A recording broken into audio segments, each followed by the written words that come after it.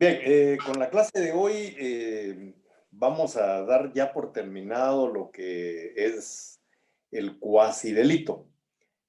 Hoy vamos a hablar sobre la responsabilidad y básicamente quién es el que comete el cuasi delito y de qué manera el código pues lo resuelve. Como dije en las primeras clases, nuestro curso va a ser un curso de lectura de código, de análisis de las normas, ejemplificación para que las podamos entender y la manera en la que se resuelven ya en casos concretos. Entonces hoy vamos a hablar precisamente sobre esa responsabilidad, cómo es que se da esa responsabilidad. Como vemos en el esquema, primero tenemos los actos propios, es decir, ¿qué vamos a entender por actos propios? Actos propios son los actos que entran en lo que es el ilícito civil y que los cometemos nosotros mismos. Entonces, cuando estamos hablando de esos actos propios, vamos a entender cómo es que se produce el daño y cuáles son las consecuencias del mismo. Dentro de los actos propios, primero que tenemos, hablamos ya de él el día martes, es el abuso de derecho. Las personas, dijimos, abusan de su derecho, entran al mundo jurídico de otras personas, a un mundo jurídico ajeno, haciendo uso de su propio derecho. Entonces, decía un aforisma por ahí que el derecho de uno termina cuando comienza el derecho de los demás. Y eso pues ya lo explicamos, no me voy a detener en ese acto. En cuanto a lo que son las lesiones o muerte, en la clase anterior hablábamos algo sobre eso, hablábamos sobre algunos accidentes de tránsito y y nos quedaba la inquietud de cómo la ley nos iba a dar los caminos para resolver estos problemas.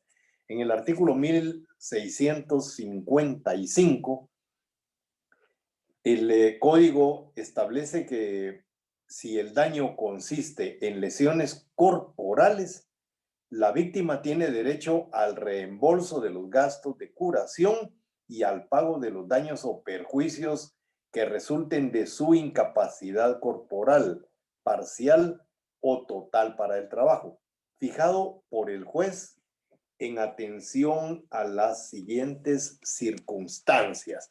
Veamos qué es lo que el juez estima para poder dictar una sentencia, para poder dictar una resolución. En el primer numeral dice la edad, el estado civil, el oficio o profesión de la persona que hubiere sido afectada. Va. Lo que vamos a ver a partir de este numeral primero es algo de verdad tan subjetivo que es un poco difícil de establecer. Fíjense que en el tema de la edad, es decir, ¿quién vale más? ¿Un menor o un mayor de edad? Es decir, es una cuestión demasiado subjetiva establecer la edad para determinar si la condena, la sentencia del juez vaya en relación a eso. Si vemos la edad, por ejemplo, podríamos entender que un patojo, pues debiera valer más que yo, porque en atención a la edad tiene más vida, puede ser más productivo, tiene más futuro, pero todo eso está cabalmente en el futuro y depende de cómo es el menor de edad, porque si tenemos a un menor de edad que su línea va hacia, qué sé yo, hacia incorporarse a las maras, hacer un vago, hacer una persona improductiva, no lo sabemos. En el caso de nosotros, los adultos, especialmente los viejos, ya tenemos una vida que fue definida por nuestros actos, por nuestros estudios, por todo lo que hemos hecho hasta ahorita.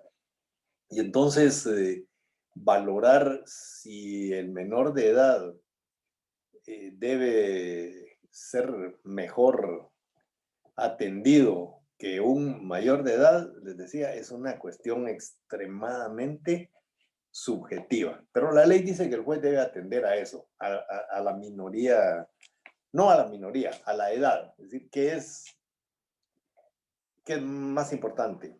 ¿El joven o el viejo? Eso es demasiado relativo. Luego, en cuanto al estado civil, si es casado o no. Bueno, hay personas solteras que de él dependen muchas personas más, es decir, toda su familia. Hay personas que son solteros por viudez o que son solteros por divorcio o que son solteros porque son solteros. Y si son maduros, pues, bueno, a saber, ¿verdad? Pero son solteros. Pero eso no quiere decir que valgan menos que un casado, porque se entiende el tema del estado civil precisamente por eso. Si es una persona casada, tiene mujer, tiene hijos, entonces tiene que darle manutención a estas personas. Pero un soltero también puede tener esas obligaciones. Entonces, es demasiado subjetivo, decía yo, establecer quién puede ser más importante para que un juez dicte una sentencia diferente para un soltero o para un casado. Y de la misma manera, el artículo habla sobre la profesión de la persona que hubiera sido afectada. Yo, todo un abogado y notario, profesor de la Facultad de Derecho, debo de valer más que un albañil, ¿verdad? Entonces, eso, pues a mí me parece que es un tanto absurdo calificar a la persona por esa situación. Es decir, si el afectado es un abogado, pues la responsabilidad civil será mayor que si se tratara de un albañil. Es decir, ¿a razón de qué? Pero bueno, así fue como lo estimaron los señores que hicieron el Código Civil. El numeral 2 dice obligación de la víctima de alimentar a las personas que tengan derecho conforme a la ley. Ahí estamos ya más en el tema del Estado civil. Ahí sí ya podría un juez, y eso sí ya me parece un poco más objetivo, es decir, qué tipo de obligaciones tiene la persona para con otros. Y entonces así se fijaría el monto del resarcimiento. Pero ahí sí yo pienso que ya hay un poco más de claridad. Y tercero dice posibilidad y capacidad de pago de la parte obligada. Esto sí definitivamente es lo más objetivo que pudo haber señalado el código. No podemos condenar mencionaba yo, a un albañil, a cualquier persona que tenga escasos recursos a que pague millones de quetzales en reparación, en daños a la víctima. Eso es imposible. Una persona que no tiene recursos económicos no los podemos condenar a pagos que no pueden ser. Ese es uno de los grandes problemas que ha tenido el Código Penal con respecto a las penas pecuniarias. Cuando una persona ha cometido un hecho delictivo, hay algunos jueces que han condenado a las personas a pagar unas cantidades imposibles y mientras no pagan, no salen libres. Entonces, eso no solo es imposible, es inhumano, pues. Es decir, a una persona la condenan a 8 años de prisión y a 20 millones de quetzales. Cumple sus 8 años de prisión, pero no puede pagar 20 millones de quetzales. Es decir, ¿de dónde va a sacar 20 millones para pagarlos? Probablemente cuando el delito se cometió, pero si es un delito de esos de corrupción, de de robo, de hurto, bueno, todos esos delitos que implican también dinero. Es posible que esa persona haya tenido ese dinero en algún momento, pero en el momento de la sentencia probablemente ya no los tiene.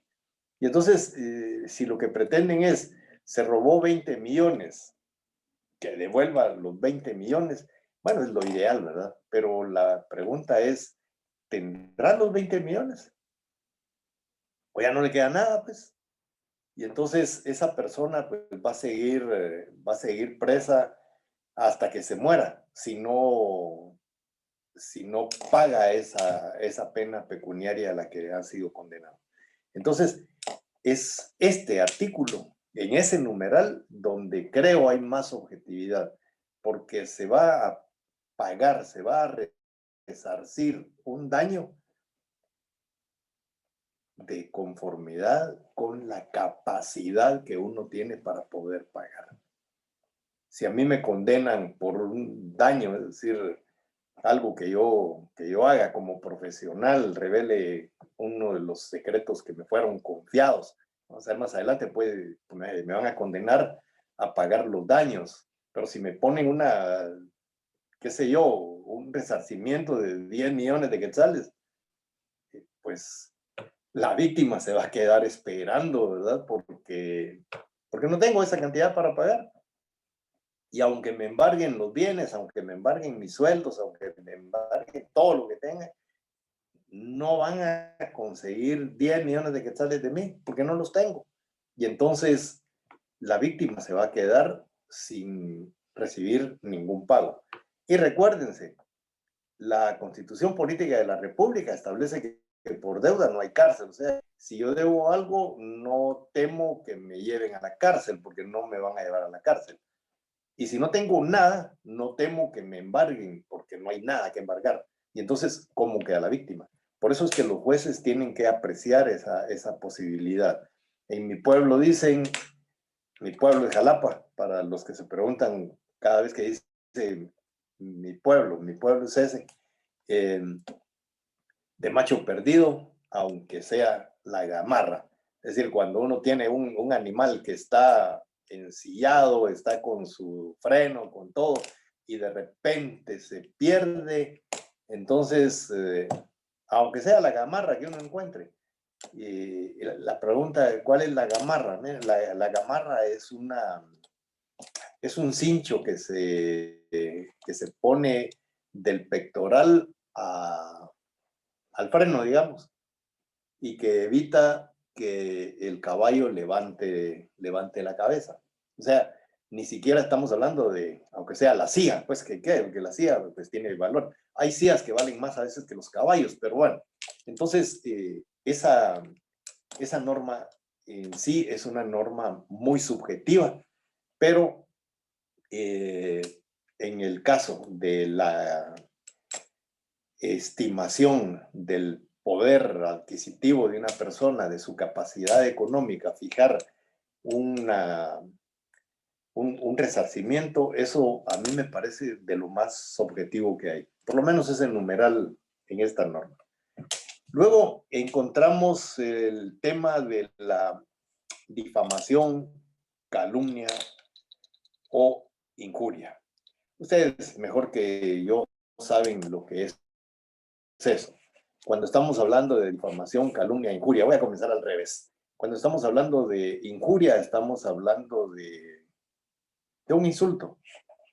Es decir, cuando a una persona se le insulta, cuando se le dice cosas que ofenden, es decir, cuando hay acciones que son ofensivas para la persona, se dicen cosas que no son.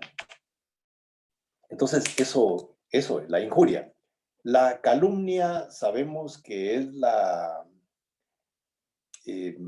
acusación que una persona hace sobre otra de que ha cometido un hecho delictivo y que realmente no lo ha cometido. Si yo digo que a una persona le digo que es un ladrón y no lo es, eso es calumnia. Ahí estoy calumniando a esa persona. Pero si le digo ladrón y sí lo es, eso no es calumnia, ¿verdad? Entonces, la calumnia es cuando se imputa falsamente un delito. Y la difamación es esa calumnia, solo que ya haciéndola pública, ya publicitándola a través de los medios, a través de cualquier medio escrito, televisivo, radial, etcétera, etcétera. Si yo digo algo falso de una persona, le estoy imputando delitos que no cometió, entonces estamos en presencia de una difamación. Cuando lo hacemos público, a través de las redes sociales, por ejemplo, entonces ahí hay difamación. ¿Qué dice sobre eso el artículo 1655? 6, ¿verdad? Perdón. Sí, 1656. Pido disculpas. Solo, perdón, me faltaba la última parte que dice, en caso de muerte, los herederos de la víctima o las personas que tenían derecho a ser alimentadas por ella podrán reclamar la indemnización que será fijada de conformidad con las disposiciones anteriores. No perdamos nunca de vista el artículo 1529, que dice que los derechos y las obligaciones se transmiten a los herederos, salvo 3 excepciones, que son la ley, el convenio y la naturaleza. En su momento vamos a explicar en qué consiste cada una de ellas. Y el artículo 1657 establece que si varias personas son culpables del daño o perjuicio derivado de hecho ilícito, serán solidariamente responsables, salvo que pueda determinarse la parte de daño o perjuicio causado por cada una. El que haya pagado la totalidad de la indemnización podrá repetir contra cada uno de los otros por la parte que fije el juez, según el grado de participación de cada cual en el hecho. Y si no fuere posible determinarlo, pues por partes iguales. Entonces, no solo una persona puede calumniar, puede injuriar, puede difamar, es decir, puede haber varias. Entonces, en términos generales, todos son solidarios. Ahora, muchas veces no todos participan de la misma forma.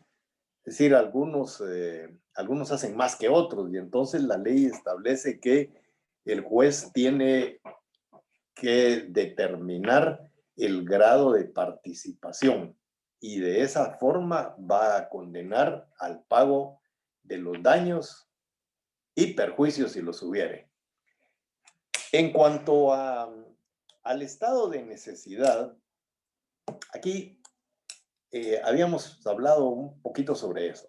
El artículo 1658 establece que el que causa daño o perjuicio para preservarse a sí mismo o para proteger a un tercero de un peligro inminente está obligado, no obstante, a la reparación que fije el juez de manera equitativa y según las circunstancias.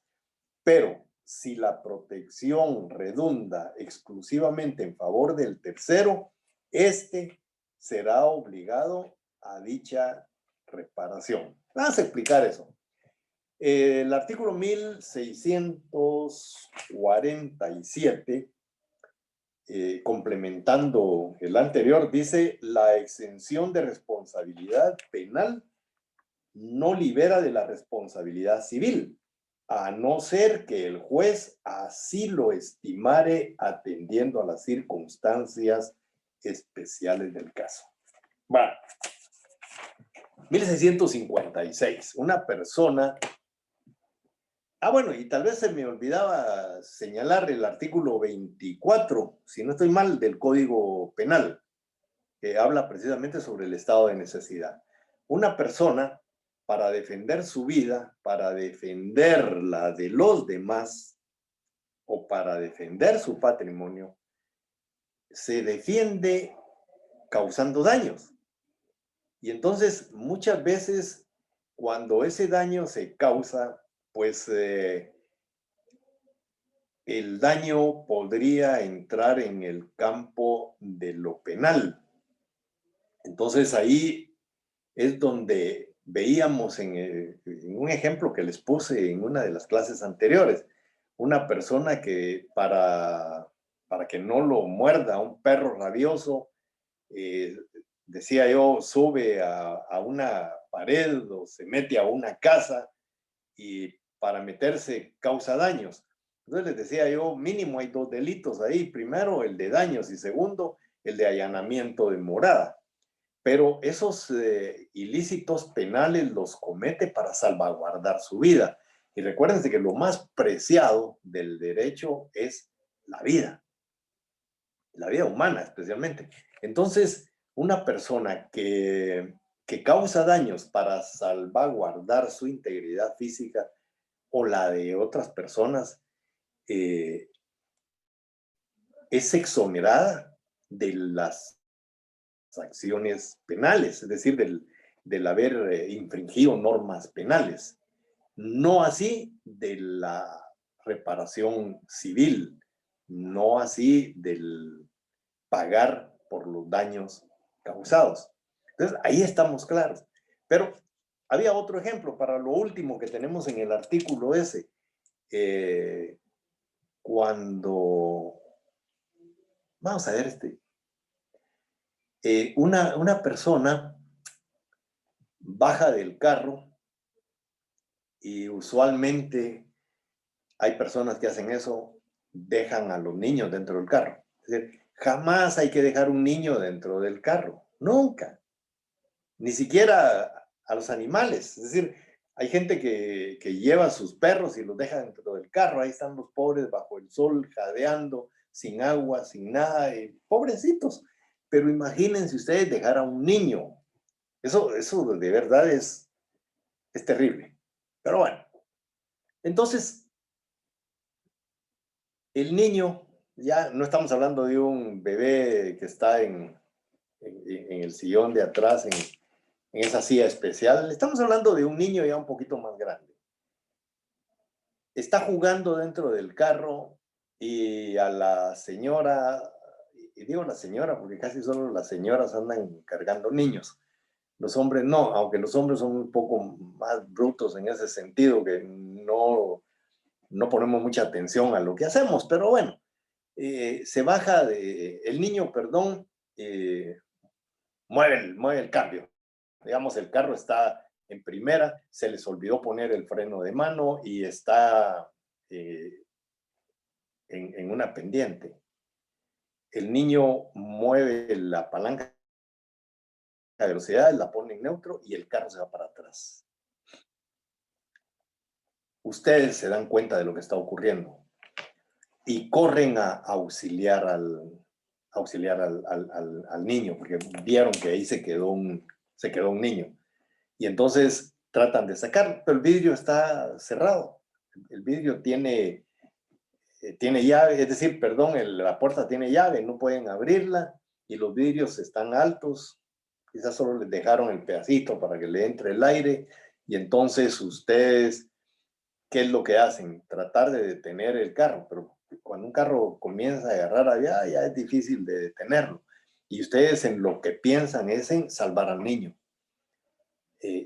Hay por ahí una piedra, rompen el vidrio, sacan al niño y entonces llega la señora cuando mira su carro con el vidrio quebrado y todo eso, los comienza a maltratar y a acusar y quieren que le pague el vidrio. No se pone a pensar en lo que hicieron, salvarle la vida a ese muchachito, o por lo menos de los daños que pudo haberle causado el que el carro se vaya. Máxime si va hacia un barranco, pues para ponerlo más grave. Entonces, hay personas que no agradecen eso o su estado nervioso es tal que que no pueden razonar lo que están haciendo. Y entonces deciden demandarlos. La pregunta es, ¿deben ustedes pagar los daños que causaron para salvar a otra persona? Y la respuesta es que no, ¿verdad? No solo van a estar exonerados penalmente por haber causado los daños, sino que además van a estar exonerados civilmente porque lo que hicieron, lo hicieron en beneficio de un tercero. Bien, espero que se haya entendido la explicación. En cuanto a la carencia de discernimiento, el artículo 1657 establece que... No, perdón, 1659. Ya no leo bien. El artículo 1659 dice: el que causa daño o perjuicio estando privado accidentalmente de discernimiento no queda exento de responsabilidad, a menos que pruebe que cayó en ese estado sin su culpa. Hace algunos años, ahí por la colonia Betania, en la pasarela, había algunas personas que lanzaban piedras desde arriba, quebrar los windshields. Y entonces, imagínense ustedes que uno de ustedes va manejando y de repente les tiran un ladrillo, quiebran el vidrio, los golpean. En ese momento ustedes pierden el discernimiento, pierden esa capacidad volitiva. Es decir, se desmayan del pencazo, es decir, sufren una lesión.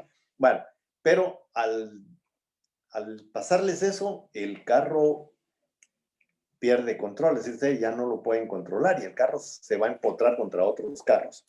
Bueno, la pregunta es, ¿deben ustedes pagar por los daños causados a los otros vehículos en ese momento que perdieron el discernimiento? Entonces, la respuesta va a ser no, siempre y cuando demuestren que no fue por culpa suya. ¿Y por qué menciono esto?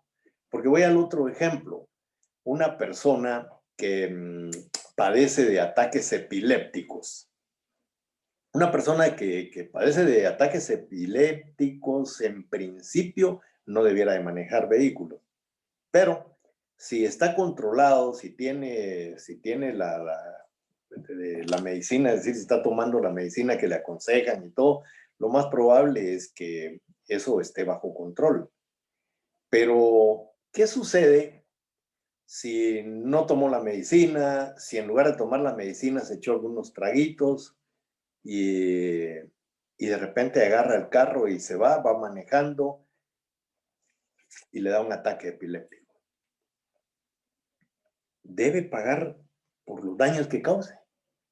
Bueno, ahí es precisamente donde viene el tema de la culpabilidad. Esa persona evidentemente es culpable. ¿Por qué es culpable? Porque primero que no debía de manejar, porque sabe que tiene ataques, que tiene convulsiones. Segundo, que debe controlarse y deja de tomar la medicina. Y tercero, probablemente le entre a los traguitos, ¿no? Cosa que ocurre con alguna frecuencia. Esa persona es una persona culpable, pero no la persona que no tiene tratamiento porque no ha tenido nunca un problema de esta naturaleza y no está con prescripción médica, es decir, sencillamente no sabe que está enferma y va manejando y de repente le da una convulsión, es decir, pierde totalmente sus capacidades volitivas. Va manejando y en ese momento pierde el control, va a estrellarse contra otros carros, de repente atropella a algunas personas, etcétera, etcétera. Esta persona puede demostrar que lo que le ocurrió fue algo que estaba fuera de su capacidad. La pregunta es, ¿esta persona debe pagar por los daños causados? Desde luego que debe pagar por los daños causados. Es decir, no lo va a eximir de responsabilidad civil. ¿Por qué razón? Porque aunque no haya sido provocada, aunque no sea una cuestión que esté fuera de su control, pues ocurrió y causó daños y tiene que pagar por los daños. ¿Ya? Entonces, aquí la culpabilidad también se va a dar, porque al igual que con la otra persona, deben responder por los daños causados. La otra persona probablemente va a entrar también al campo de lo penal. Es decir, ahí ya va a entrar el tema de los accidentes de tránsito, ¿cómo se llama? De los hechos de tránsito. Esta no, pero va a tener que pagar los daños causados. Entonces, queda eximida una persona solamente si demuestra que alguien se lo provocó. Si no es así, va a tener que pagar por los daños que cause. En cuanto a los menores de edad,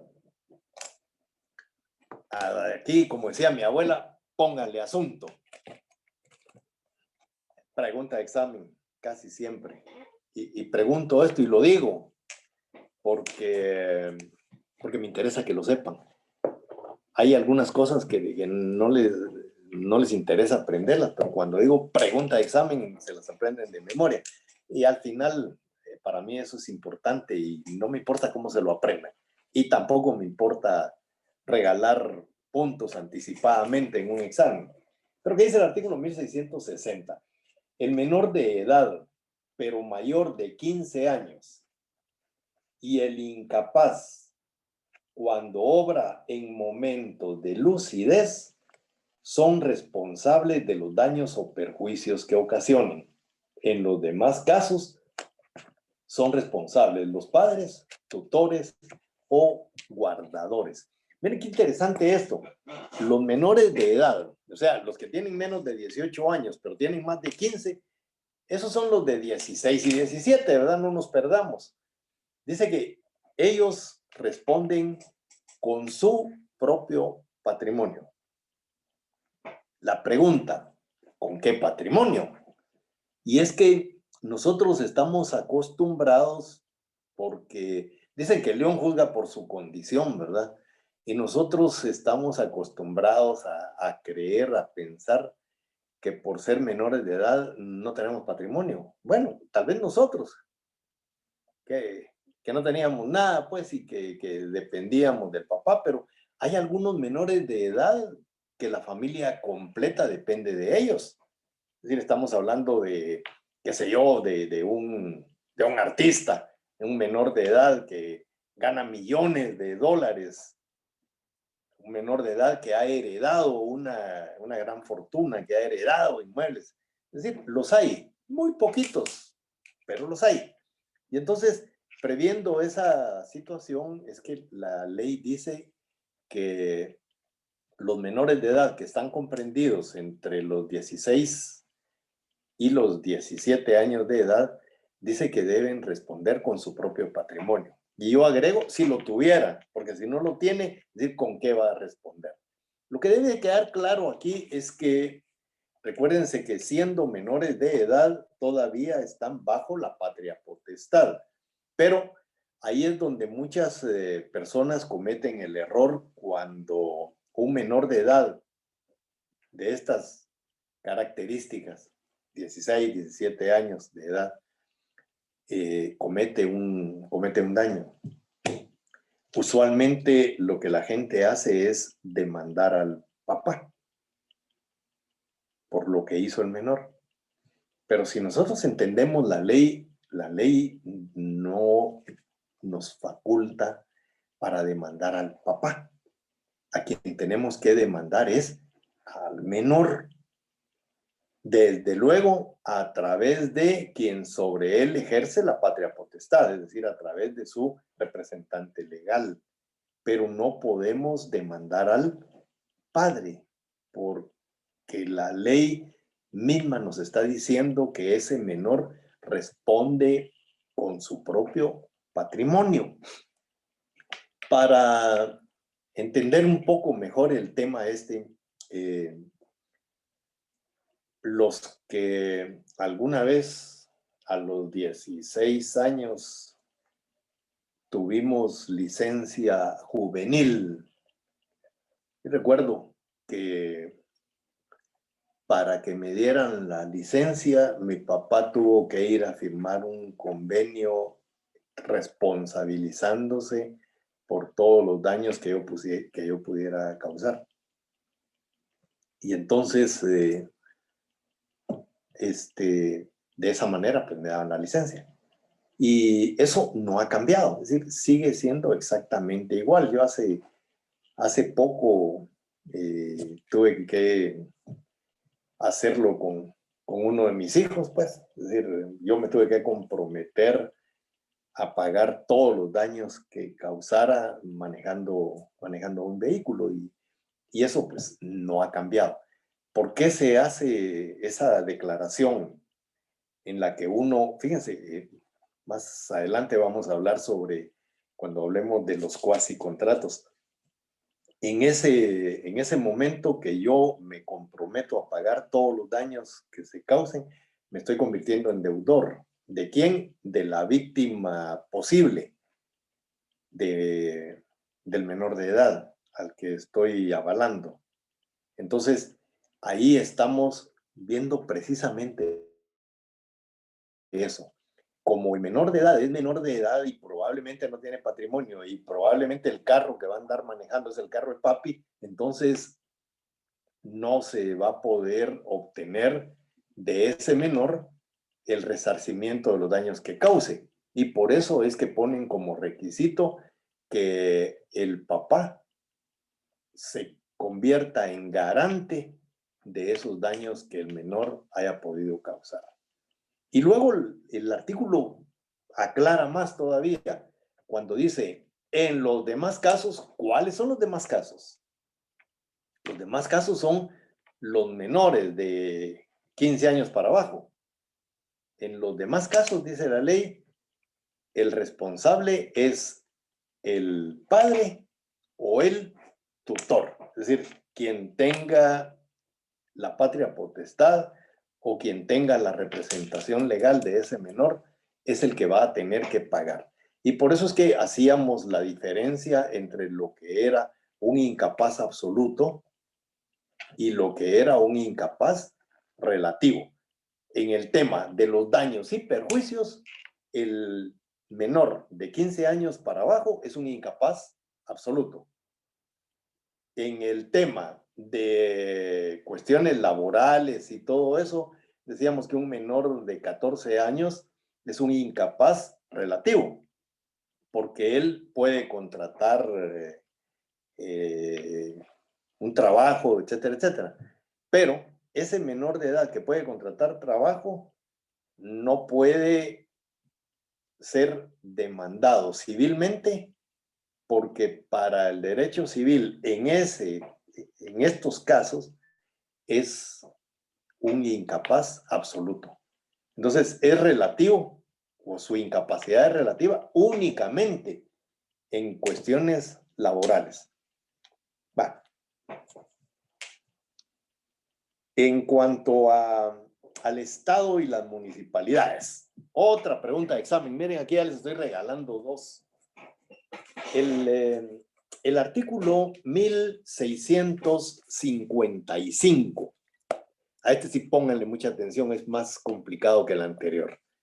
El artículo 1665 dice: el Estado y las municipalidades son responsables de los daños o perjuicios causados por sus funcionarios o empleados en el ejercicio de sus cargos. Pero luego dice, esta responsabilidad es subsidiaria.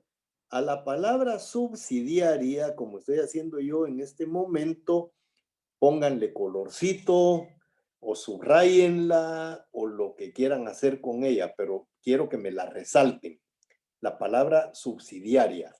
Dice, esta responsabilidad es subsidiaria y solo podrá hacerse efectiva cuando el funcionario o empleado directamente responsable no tenga bienes o los que tenga no sean suficientes para responder del daño o perjuicio causado. Vamos. Ya en la clase anterior habíamos establecido que en el tema de las municipalidades y empleados del Estado, el responsable es el patrono. ¿Y quién es el patrono? El Estado o las municipalidades. Y si ellos causan daños, el responsable es ¿quién? El Estado o las municipalidades. Pero la segunda parte de este artículo dice que el Estado y las municipalidades serán responsables de una manera subsidiaria. Subsidiaria. Y les dije, resalten esa palabra. ¿Por qué? Bueno, cuando estamos hablando de subsidiario, estamos diciendo que el Estado y las municipalidades van a responder por los daños causados por el empleado, sí y solo si el empleado no tiene bienes con que pagar los daños que haya causado. Si tiene con qué pagar, entonces el Estado y las municipalidades no tienen por qué pagar. Por eso son subsidiarios. Sin embargo, recuérdense que el Código Civil fue promulgado y entró en vigencia en 1964. La Constitución en 1985, ¿verdad? Si no estoy mal. Y entonces, cuando la Constitución de la República entra en vigencia, muchas normas del Código Civil quedan derogadas, porque la Constitución sabemos que es la ley superior. No hay otra ley superior a la Constitución. Y entonces, este artículo queda modificado de alguna manera. Veámoslo. El artículo 155 de la Constitución Política de la República de Guatemala establece que cuando un dignatario, funcionario o trabajador del Estado en el ejercicio de su cargo infrinja la ley en perjuicio de particulares, el Estado o la institución estatal a quien sirva será, y aquí subrayan esto en su Constitución, dice, será solidariamente responsable. Miren cómo cambió la norma. El artículo 155 establece que el Estado y las municipalidades serán solidarios. Y ser solidarios y ser subsidiarios, hay una gran diferencia. Cuando la ley dice en el Código Civil que los empleados, funcionarios, etcétera, etcétera, del Estado, de las municipalidades, comete o causa un daño, dice que el Estado y las municipalidades van a ser subsidiarios, ellos van a pagar únicamente si la persona no tiene plata para pagar. En cambio, la Constitución de la República modifica ese artículo específicamente en esa parte. En lugar de dejar esa responsabilidad como subsidiaria, la convierte en solidaria. ¿Eso qué quiere decir? Eso quiere decir que la víctima de daños causados por un funcionario público o empleado municipal puede demandar al Estado o a la municipalidad. Ya no tiene que establecerse si el empleado tiene o no tiene recursos para pagar los daños causados. Entonces, en congruencia con el artículo 1649 que dice que el patrono es responsable, cuando hicieron el Código Civil, en esa parte, imagínense ustedes, dejan al Estado y a las municipalidades con ese privilegio. Es decir, si es que no tiene el otro para pagar. entonces pagamos nosotros. No, ahí fue ese artículo, me da la impresión que fue un artículo de complacencia, es decir, no quisieron afectar al Estado ni a las municipalidades. Entonces, el artículo 1649 es genérico y dice el patrono es responsable. No dice el patrono que no sea la municipalidad ni el Estado.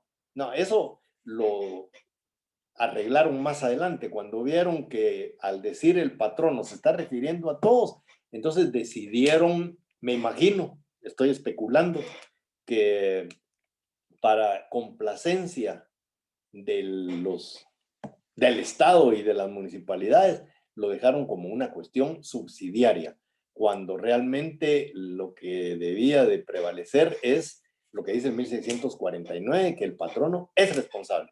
Y entonces la Constitución Política de la República de Guatemala modifica eso de subsidiario por solidario. Va, valga la explicación y el ejemplo. En cuanto al apremio y prisión ilegales. El apremio es una medida que utilizan los jueces para hacer que una persona comparezca ante él a deducir responsabilidades. En lo civil se llama a una persona que comparezca ante el juez civil una vez, no comparece, otra vez, no comparece, otra vez, dice la ley que ya puede hacer uso de la fuerza pública y entonces lo van a traer, pero no lo llevan preso, sino que solamente llevan a presentarlo ante el juez civil. Pero cuando habla el código, cuando dice, cuando se expresa en el sentido de que también puede haber una prisión ilegal, ¿a qué se está refiriendo? Es decir, el juez cita a una persona ante él y le dicta prisión. Eso no ocurre en el derecho civil, eso ocurre en el derecho penal. En el derecho civil sí hay apremios, es decir, el juez manda citar a una persona, le notifica que comparezca. Hay dos casos que quiero mencionar, que ustedes conocen recientemente. Está el caso de Arzú, candidato a presidente. No me recuerdo cómo es que se llama el chatillo este que, bueno, todo Guatemala lo conoce, saben quién es. Si ustedes se recuerdan, un juez civil de los Estados Unidos ordenó que fuera aprehendido y que fuera presentado ante esa judicatura. La razón por la que ese juez en los Estados Unidos dictó una orden de aprehensión en contra de él es porque él tenía en los Estados Unidos un juicio civil y en ese juicio civil lo citaron varias veces y no compareció. Sencillamente no sé, no quiso ir, lo citaron. Y como no compareció, entonces el juez pues libró una orden de aprehensión contra él, la cual pues a través de un suplicatorio lo manda a Guatemala para que Guatemala lo detenga y lo lleve y lo presente ante ese juzgado. No es que hubiera una orden de captura internacional como sí ocurre con algunos prófugos de la justicia. Contra ellos sí hay capturas internacionales. En este caso lo que había era precisamente eso, ¿cómo se llama? Un apremio para que él se presentara ante ese juez. Y hay que respetarlo. Hay que respetar ese tipo de cuestiones, porque los gringos sí hacen valer sus derechos. Bueno, yo no sé en qué paró esto, asumo que lo que hizo él fue negociar con la gente que lo estaba demandando en los Estados Unidos y ya no se lo llevaron. Encima era candidato aquí en Guatemala, ¿verdad? Y recuérdense que le dieron palo por eso. ¿Qué dice la ley al respecto? En el artículo 1667 El código dice, el que origina un apremio o prisión ilegales y el que los ordena son responsables solidariamente por el daño o perjuicio que causen. Y encima puede ser delictivo. Y entonces, el caso más reciente, hipotéticamente, pensémoslo, hipotéticamente, de lo más reciente que tenemos, una juez que dicta una orden de captura en contra de un magistrado electo.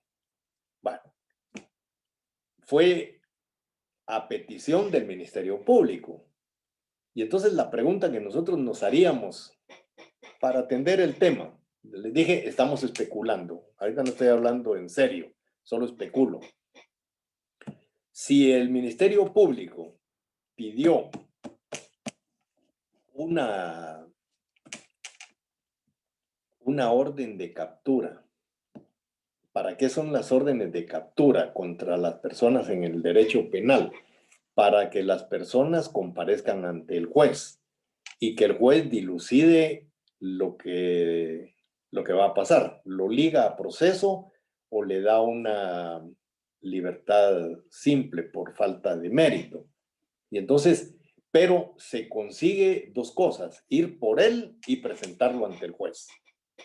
Bueno, si la solicitud del Ministerio Público hubiera sido ilegal, algo que aún no se ha determinado si fue o no legal esa orden de captura, y la juez Aifán la ordena, tampoco se ha determinado si actuó dentro del marco legal o lo hizo con abuso de autoridad y bueno, y hay otros delitos más. Eso tampoco lo sabemos. Ahorita solo estamos especulando y entonces vamos a irnos a la parte negativa. El Ministerio Público, asumamos que pidió una orden de captura ilegal y la juez le ordena la orden de captura. Ambos serían responsables tanto penalmente como civilmente por los daños y perjuicios que pudiera ocasionar esa actuación de ambos. ¿Sí me entienden, verdad? Vale. En el caso de los profesionales, el artículo 1668 establece que el profesional es responsable de los daños o perjuicios que cause por ignorancia o negligencia inexcusables o por divulgación de los secretos que conoce con motivo de su profesión.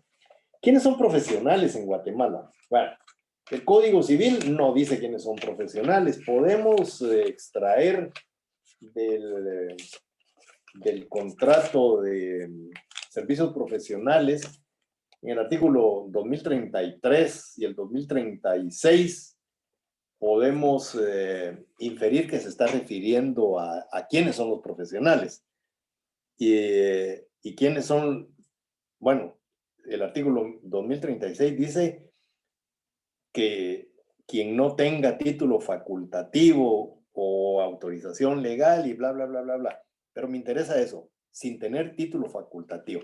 Eso quiere decir que para ser profesional hay que tener un título facultativo.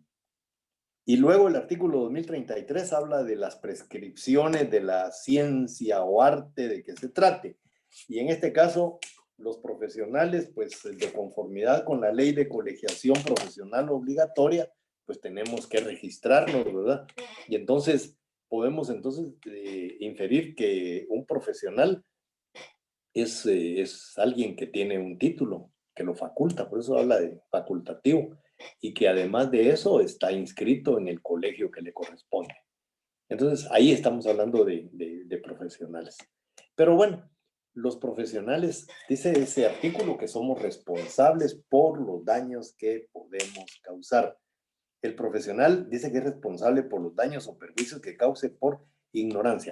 Un profesional no puede argumentar ignorancia. Es decir, yo soy abogado y notario y mis actuaciones están dentro de las facultades y de los conocimientos que se supone que yo tengo. Puede ser que sea un ignorante, que no sepa nada de derecho, pues, pero tengo el título y estoy y cumplo con todos los requisitos que establece la ley, pero no me pueden a mí decir que soy ignorante. Yo no soy ignorante. Un profesional en su profesión no puede ser tildado de ignorante. Puede tener conocimientos limitados, puede tener lo que sea, pero jamás ignorancia. La ignorancia es el desconocimiento total de algo. Y algo sabemos los abogados. Entonces, no nos pueden tildar de ignorantes en nuestra profesión, en lo que hacemos. Luego dice, por negligencia, ahí sí, y negligencia, y todavía agrega inexcusable. Ningún daño causado por negligencia es inexcusable. Todos los daños que causemos por negligencia los vamos a tener que pagar. No hay una manera de que nos puedan exonerar de eso. Es decir, negligencia es negligencia. No hay para dónde. Entonces, un profesional, un abogado, revela lo que le cuenta a uno un cliente. Recuérdense que existe lo que se llama el sigilo profesional, ¿verdad? Nosotros debemos guardar el secreto de lo que nos cuentan. Si a mí llega alguien a contratarme como abogado y me cuenta las atrocidades que hizo, obviamente no voy a aceptar su caso. Pero no puedo ir a divulgar, miren, a mí el señor fulano de tal me dijo que él mató al fulano de tal y que lo hizo de tal y de tal manera. Yo no puedo hacer eso. Es decir, si yo hago eso, estoy faltando a la ética, estoy faltando a mi profesión y estoy causando daños. Porque esa persona que está confesándome haber cometido un hecho delictivo, puede ser que con otro abogado pues salga de su problema, ¿verdad? Pero si yo voy a declarar lo que él me contó, entonces eso definitivamente va a causar daños. Lo van a meter preso, a mí me van a deducir las responsabilidades por los daños y perjuicios causados. Si es una de esas personas bravas, probablemente me van a deducir más cosas y se van a quedar sin profesor para el próximo semestre. Entonces, bueno, uno tiene que guardar ese sigilo profesional. No revelar secretos que le han contado a uno por razón de la profesión. En cuanto a los actos de terceros, bueno, ahí tenemos en el primer caso la representación. La representación la vamos a encontrar en lo que son las personas jurídicas, que sabemos que por ley tienen que tener un representante legal. El representante legal va a causar daños. La representada, la persona jurídica, no causa daños. El que causa daños es un ser humano y en este caso la persona que lo representa. Y el artículo 1664 dice: las personas jurídicas son responsables de los daños o perjuicios que causen sus representantes legales en el ejercicio de sus funciones. Cuando dice que son responsables de los daños, se refiere al resarcimiento de los mismos. Es decir, todos los daños que cause el representante legal de una persona jurídica, la persona jurídica va a responder civilmente por esos daños y va a tener que pagar las indemnizaciones que correspondan. Entonces, las personas jurídicas no están exentas de esa responsabilidad civil. Ahora, si se cometió un delito, pues el que cometió el delito tiene que pagar por él, ¿verdad? Ya dijimos que la responsabilidad penal es indelegable. Entonces, un representante legal que comete un delito, él va a tener que enfrentar a la justicia penal. Y en el caso del pago de los daños y perjuicios civiles que se causen, la persona jurídica es la que va a tener que responder por los mismos. Luego tenemos el mandato. y tenemos la comisión. Sobre el mandato y la comisión, en este momento no voy a hablar mayor cosa. En el tema de la persona jurídica, el representante legal lo es porque la ley así lo dispone.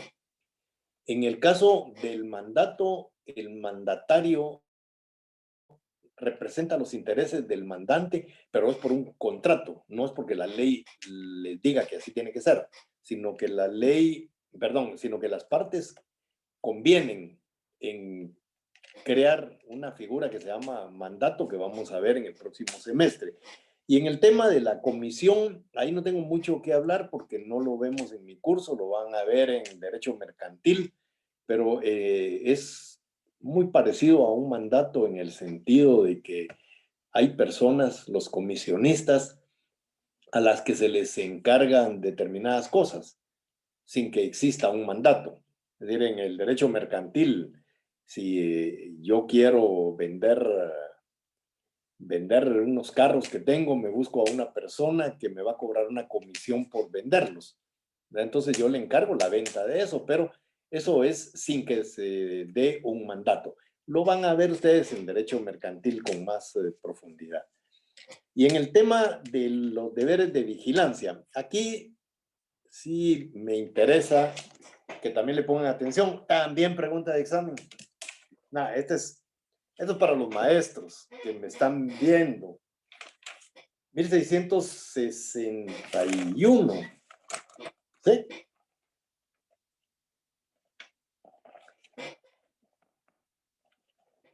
El artículo 1661, aquí está.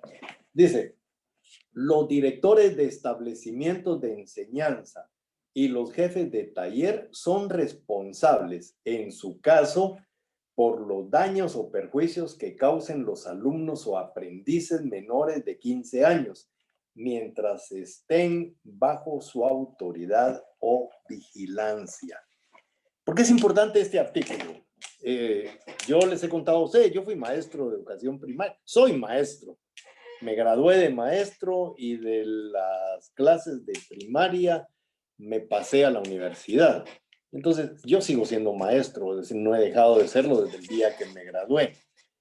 Y recuerdo perfectamente cuando estaba en la escuela primaria, cada vez que algún niño causaba un daño, lo primerito que hacía la directora era llamar a la maestra o al maestro. Y luego el maestro llamar al papá del niño que había causado el daño. Y luego, pues el papá tenía que pagar los daños causados por el niño. Si leemos el artículo, dice, el responsable es el director. ¿Por qué? Porque los niños están bajo su cuidado. En el tema de los maestros, yo me recuerdo perfectamente, me tocó muchas veces ser el único varón entre varias mujeres. En algunas escuelas solo había maestras y yo era el único hombre ahí. Y entonces, al salir a recreo, las maestras, por grupos, siempre están enemistadas, ¿verdad? Entonces, las mujeres siempre son así, hacen sus grupitos y están peleadas con los otros grupos. Y entonces hacían sus grupos y se reunían en el aula de alguna de ellas a refaccionar, a platicar, a saber qué cosas, ¿verdad? Yo pues obviamente no me unía a ninguno de esos grupos, primero porque no me interesaba lo que pudieran platicar y segundo porque yo no estaba tampoco metido en los líos que ellas se andaban cargando. Entonces lo que yo hacía era jugar con mis niños. Con los varones jugaba fútbol, con las niñas jugaba básquetbol, les enseñaba, donde había cómo enseñarles. Cuando estaba en primer año, pues no hubiera sido nada raro que me vieran jugando de repente jacks con algunas niñas, pues, es decir, son algunas de las cosas que uno, pues, como maestro tiene que hacer. Pero en el recreo generalmente era donde ocurrían todas estas tragedias, ¿verdad? Los niños causaban daños. ¿Por qué? Porque andaban sin vigilancia. Los recreos tienen que ser dirigidos y ahí es donde se puede aprovechar mucho del talento de un niño. Ahí es donde uno puede ver las habilidades que tiene un niño. De ahí puede sacar uno un Messi o un cualquiera de estos futbolistas, porque ¿quién mejor que el maestro para ver las cualidades que tiene ese niño? Pues entonces, cada vez que había algún daño causado por los niños, ¿a quién le caía tocar pagar los daños? Era a los papás, ¿verdad? Inmediatamente los llamaban. Entonces, el papá debe de saber que sus hijos los fue a dejar a una escuela, a un centro educativo, y que el responsable es quien dirige ese centro educativo. Y el que tiene que pagar por los daños es el director, porque los niños están bajo su cuidado, no los maestros, no los padres. El artículo es clarísimo, debe pagar el director. Y lo mismo ocurre con los talleres donde hay aprendices, pero establece el mismo artículo que se trata de menores de 15 años, o sea, de 15 para abajo. Donde ya son de 16 para arriba, no. ¿Por qué? Porque el artículo 1660, si ustedes recuerdan, dice que ellos responden con su propio patrimonio. Entonces, para no entrar en colusión perdón, no en colusión, en colisión, esas dos normas es que queda de esta manera. Pero el director es quien tiene que pagar. Lo mismo ocurre para el caso de los tutores.